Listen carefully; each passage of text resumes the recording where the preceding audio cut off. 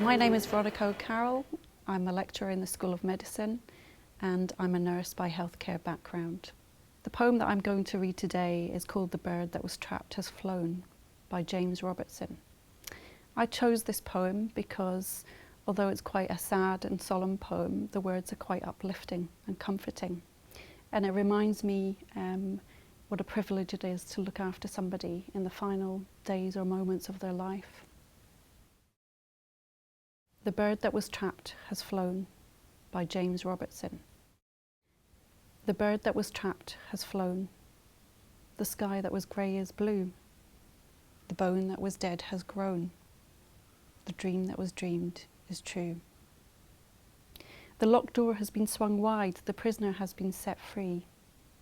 The lips that were sealed have cried. The eye that was blind can see. The tree that was bare is green. The room that was dull is bright. The sheet that was soiled is clean. The dawn that was dark is light. The road that was blocked has no end. The unknown journey is known. The heart that is hurt will mend. The bird that was trapped has flown.